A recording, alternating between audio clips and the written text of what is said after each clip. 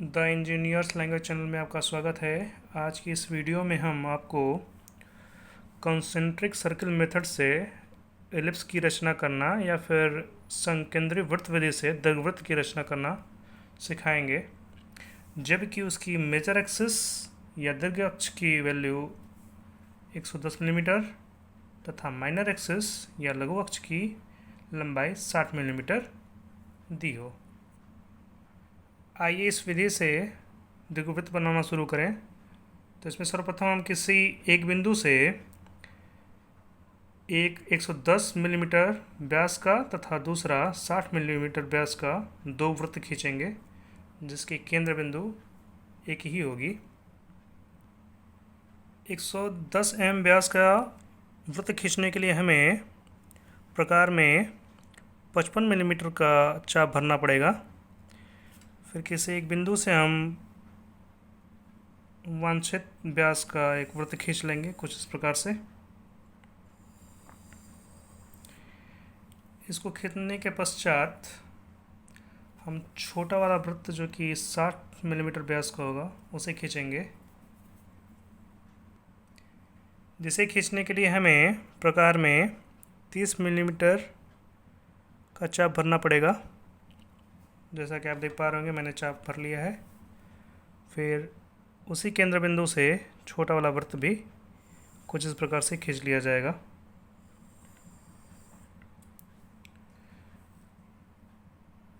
तत्पश्चात इसकी केंद्र बिंदु से गुजरती हुई एक क्षैतिज रेखा तथा इसी बिंदु से लंबवत रेखा जो कि क्षैतिज से 90 डिग्री पर खींच ली जाएगी। सेट स्क्वायर को सेट करने के पश्चात हम इसे कुछ यहाँ से गुजरती हुई एक रेखा क्षैतिज खींच लेंगे। सेट स्क्वायर को नीचे स्लाइड करेंगे। फिर यहाँ पे एक लंब रेखा भी बना ली जाएगी।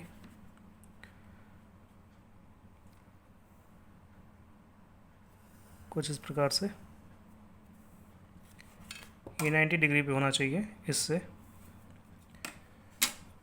फिर इस हिस्से को हम 3 बराबर भागों में, फिर ये शेष इस हिस्से को भी 3 बराबर भागों में डिवाइड करेंगे। इस आर्क पर इक्वल डिवीजन प्राप्त करने के लिए हम सेट स्क्वायर को कुछ इस प्रकार से यहाँ पे सेट कर लेंगे इसके मध्य बिंदु पर। जैसा कि आप देख पा रहे होंगे, ये सेट हो गया सेट स्क्वायर। फिर इक्वल 3 डिवीज़न करने थे, क्योंकि ये 90 डिग्री की कोण बन रही है तो इसमें 30-30 डिग्री के निशान लगा लिए जाएंगे, तो ये 3 बराबर हिस्सों में डिवाइड हो जाएंगे। तो 30 डिग्री पे, फिर 60 डिग्री पे, फिर 90 डिग्री पे हो ही गया। फिर 120 डिग्री पे निशान लगा लिया जाएगा। फिर 150 डिग्री पे। फिर प्राप्त इन बिंदुओं से रेखाएं इसके केंद्र बिंदु से गुजरती हुई खींच ली जाएंगी। तो आइए खींचते हैं।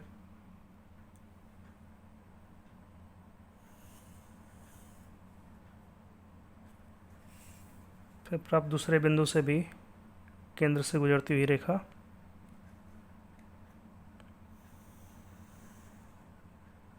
कुछ इस प्रकार से।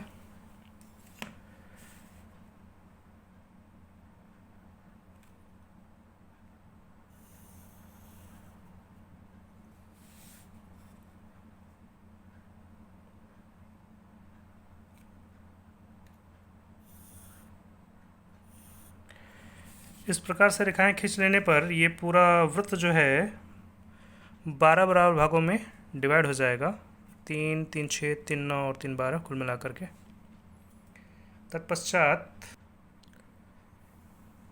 इस वृत्त की परिधि पर प्राप्त इन बिंदुओं से, जैसा कि आप देख पा रहे हैं कि अलग अलग बिंदु प्राप्त हुए हैं, इन बिंदुओं से इस रेखा के समांतर रेखा कुछ इस टाइप से इधर को खींची जाएंगी। फिर यहाँ से इधर को, इस पॉइंट से इधर को और इस पॉइंट से इधर को क्षैतिज रेखाएं खींची जाएंगी जो इसके समानांतर होंगी। तो आइए इसको सेट स्क्वायर को पहले सेट कर लें, फिर समानांतर रेखाएं खींच लें। जैसा कि आप देख पा रहे होंगे, मैंने सेट स्क्वायर को सेट कर लिया है। फिर छोटे वृत्त की परिधि पे जो पॉइंट्स मिले हैं हमें डिवीज़न के वजह से, वहाँ पे क्षैतिज रेखाएं खींच ली जाएंगी। सेट स्क्वायर को सेट करने के बाद ये कुछ इस प्रकार से आगे बढ़ा ली जाएगी। फिर यहाँ पे ये ऐसे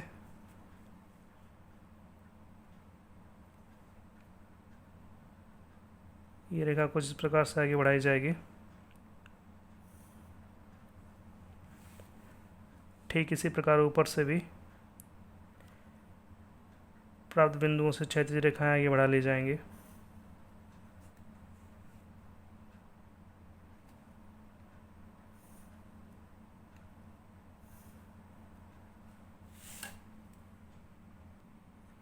इन क्षैतिज रेखाओं को खींच लेने के पश्चात बड़े वृत्त के परिधि में प्राप्त इन बिंदुओं से, जो कि आप देख पा रहे होंगे, इन बिंदुओं से डाउनवर्ड्स नीचे की तरफ रेखाएं खींची जाएंगी, जो पहले से खींची गई क्षैतिज रेखाओं को कहीं ना कहीं कट करेंगी।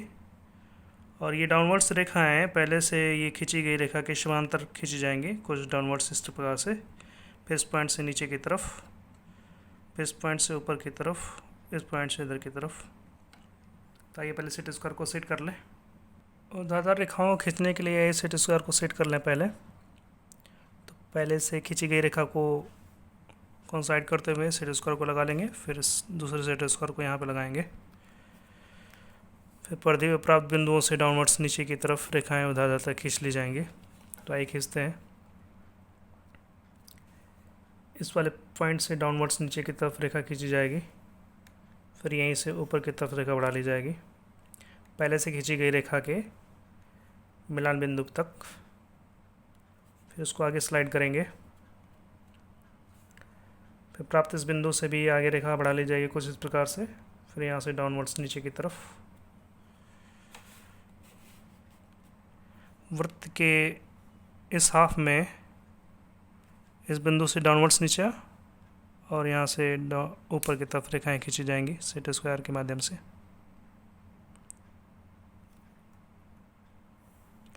कुछ इस प्रकार से।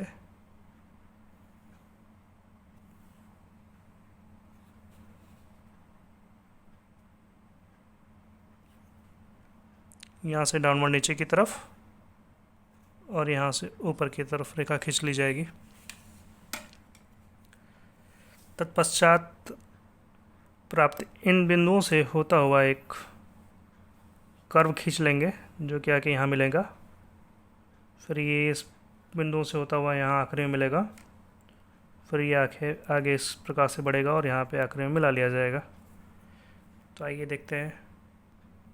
दीर्घवृत्त की वांछित आकृति प्राप्त करने के लिए हम इन बिंदुओं को यूज करते हुए कुछ हल्के हाथों से ये निशान लगा लेंगे, स्वतंत्र रूप से हाथों से ही, फ्री हैंड, ताकि हमें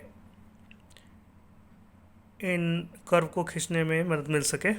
तो जैसा कि आप देख पा रहे हैं, मैंने यहाँ पे निशान लगा लिया है। फिर आइए इसको अंतिम रूप दे। कोशिश करनी चाहिए कि ये रेखा एक ही बार में आप लगातार खींच लें, कुछ इस प्रकार से।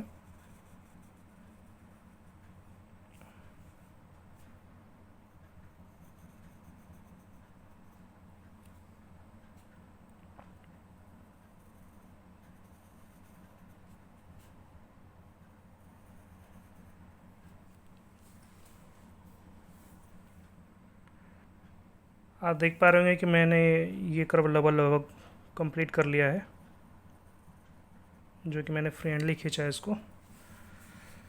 तो ये वांछित जो एलिप्स हमें बनाना था, जिसमें इसकी दीर्घाक्ष को 110 मिलीमीटर का रखना था, तो यहाँ से लेकर के यहाँ तक दीर्घाक्ष होगी, जो कि 110 मिलीमीटर का है, और माइनर एक्सिस जो 60 मिलीमीटर की रखनी थी, तो यहाँ से यहाँ तक माइनर एक्सिस के बराबर ये डायमेंशन होगी।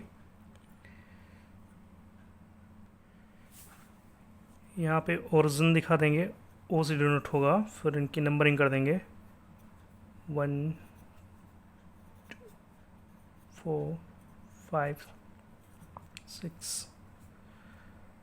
7 8 9 10 11।